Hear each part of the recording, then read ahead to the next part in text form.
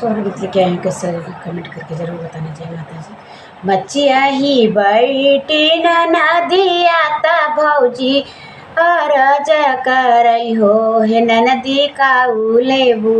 लालन के बरहिया कहाँ ने कया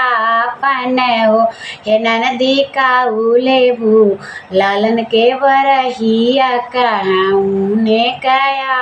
पन हो। सोनवा के ले भौजी कंगना तरे समय के सड़िया हो सोनवा के ले भौजी कंगना तरे समा के सड़िया हो हे भौजी ले हम तोहरा हरउआ ललन के बरहिया हो हे भौजी ले हम तो हरा हरा हुआ ललन के बरहिया हो। कंगना ता दे मोरी ननदी सोने के नाही पीतल हो सोने के नाही पीतल हो हे ननदी नाही देबै रेशम के सड़िया अपन हरउआ हो हे ननदी नाही देबै रेशम के सड़िया तया अपन हरउआ हो। सुबवा बैठा मोर ननदोइया त सरहज रज करई हो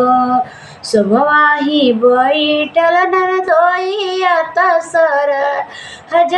रज करई हो हे ननदोई का लेबा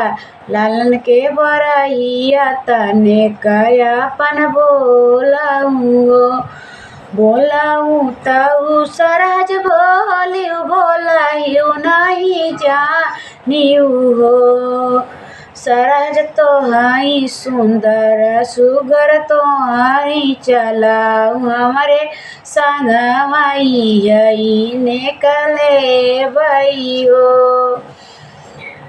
नहीं मोरे सुंदर सूरतिया नहीं हम जबई हो हे ननदोई दुआरा पे बनला बयलवा उहई लइके जाया हो हे ननदोई दुआरा पे बनला बयलवा उहई लइके जाया हो।